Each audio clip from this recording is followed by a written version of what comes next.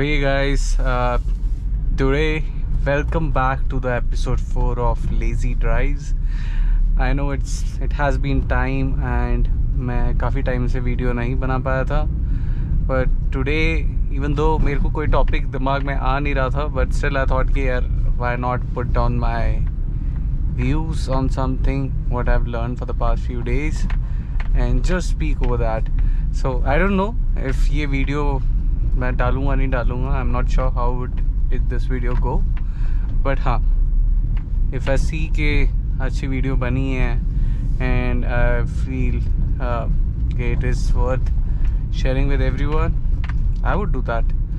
So yeah, how are you guys? And I hope everyone is doing fine. Last video में मैंने i10 के बारे में बात करी थी and I got good views. Good means 35-36 views, but yeah, still happy than 10-11 views that happened on my previous videos. But yeah, I'm learning and I'm happy to share on something. For the past few days, like the biggest challenge that I was facing was being too emotional about things. I know people would say कि यार क्या बात कर रहा है भाई तू, emotional about things, how can that happen? So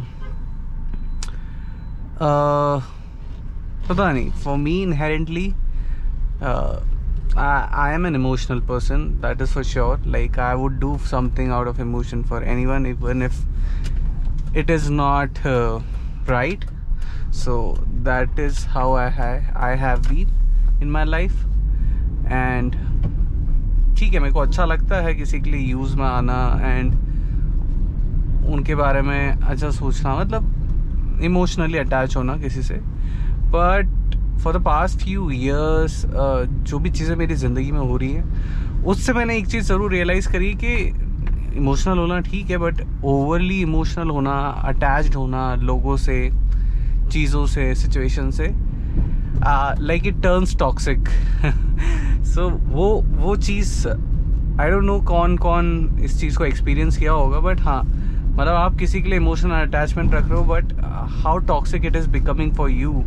may be that person is not doing something intentionally, but eventually वो bond is turning into a toxic relationship just because कि आप में वो अथॉरिटी नहीं है ना कहने की या इमोशनली हमेशा अवेलेबल रहने की, जो कि एक गलत चीज़ है. बिकॉज आपके पास एक जग है, उसमें आप उस जग की कैपेसिटी जितना ही पानी भर सकते हो. ये नहीं कर सकते कि यार तू तो जग है यार, तू तो पानी ले लेता है, लेना यार और ले ले और ले ले और ले ले और ले ले, just like that. So simple सी चीज़ है, किसी चीज़ को ज़्यादा आप अगर खींचोगे, उसकी कैपेसिटी से ज़्यादा उसको यूज़ करने की कोशिश करोगे, तो there would be an issue with anything in life, be it emotions, hatred, anything, कोई सी भी तरह की चीज़. तो for the past few days मेरी फैमिली में एक चैलेंज था and I was not able to understand how to deal with it, and I was emotionally involved for that person. So मेरे को बार बार like it was taking a toll over me, and whatever things I was taking care of, it was not my responsibility, but just for the fact कि I was emotionally involved, I was there. But मैं ये realize नहीं कर रहा था कि I was sharing my life with that situation and with those people, but वहाँ से सिर्फ मेरे यूटिलाइजेशन के अलावा और कुछ था नहीं. वो मेरे को काम में ले रहे थे बट खुद को बदलना नहीं चाहते थे, and they were fine with it, and I was not fine with was कि इनका क्या होगा, जबकि it was not my responsibility to take care of them. But just because I was emotionally involved throughout my life, like I had emotions for them, तो मैं available था. But what I was not realizing is कि यार मेरे लिए कितना unhealthy हो रहा है वो. मैं कुछ भी नहीं कर पा रहा था, like 10-15 दिन से मैं अपने बारे में सोच ही नहीं पा रहा हूँ. and I was just involved with that situation, with those people, and how what would happen to them, and suddenly एक दिन there came like an awakening, something like that, कि अगर मैं इस situation से हटता नहीं हूँ तो they would not change, they would not try to manage it by themselves, they would always try to plug me in whenever this kind of a problem occurs. So वो चीज़ मैंने रियलाइज़ करी वहाँ पे जाके कि यार मतलब मैं अपने इमोशंस की वजह से एक ऐसी जगह बार बार लूप में फंसा था. I was not able to say no out of just share feeling of care.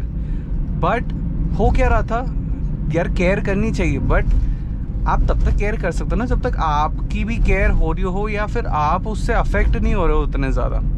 Like the only person who can give is who has some capacity inside them to give. ये नहीं हो सकता ना कि आपसे दुनिया बस लेती जाए, आप देते रहोगे. ये मतलब ये लोग होते हैं, ये महात्मा लोग होते हैं, बाबा लोग होते हैं, बट मैं अभी वो नहीं हूँ. सो मैं एक लिमिट के ऊपर नहीं कर सकता था. एंड क्या हो रहा था कि मेरे घर के ऊपर मेरा ध्यान पूरा हट चुका था. मेरे ऊपर तो मैं बिल्कुल मतलब मैं सोच ही नहीं रहा था खुद के बारे में. एंड व्हेन यू लाइक थोड़ा हॉकाई व्यू लेते हो आप किसी भी सिचुएशन का, then you realise like no you are never responsible. Why are you dealing with this shit? And people concerned who should be responsible for this are not coming up, are not standing up. So कई बारी किसी को सिखाने के लिए ही तुम्हें उस जगह से हट जाना पड़ता है. And it is difficult. कोई अगर मतलब मेरी तरह बंदा हो, इमोशनल हो, किसी को लेके डिफ़िकल्ट होता है, बट आप समझ नहीं पा रहे हो. उनकी सबसे बड़ी मदद ये होगी कि तुम हट जाओ और आधे से ज़्यादा टाइम इंसान वो कर नहीं पा रहा होता है. ऐसे ही लोग स्टक होते हैं मतलब सिचुएशंस में, कभी फैमिली को लेके, कभी जॉब को लेके. यू नो इंटरनली कि यार ये सही नहीं है, but you are not able to do anything about it because either you are emotionally involve. मतलब कुछ ना कुछ चीज़ है जो तुम्हें उससे जोड़े रख रही है. And you are trying to find a purpose out of it.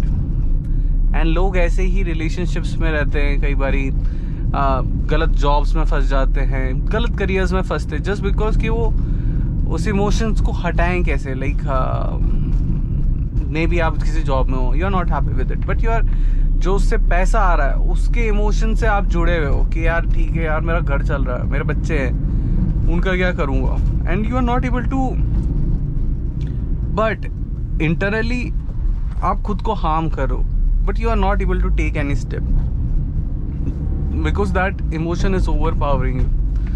कोई रिलेशनशिप में हो आप and you know that person के बिहेवियर्स टॉक्सिक हो रहे हैं and they are not dealing with their shit, they are not working over themselves and they just want to be themselves. And you although you are not happy with them being themselves, but आप उसे बोल नहीं पा रहे हो. You are not able to make it loud and clear. नहीं, देखो ऐसे करते रहोगे तो I'll be the one that would be gone first. And if you don't, if you value तो सुधर जाओ, if you value me तो सुधर जाओ.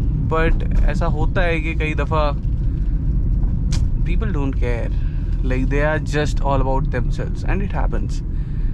तो वही चीज़ है कि इमोशंस को कैसे कंट्रोल में लें. Like being overly emotional for things is a harmful thing and किसी भी तरीके से.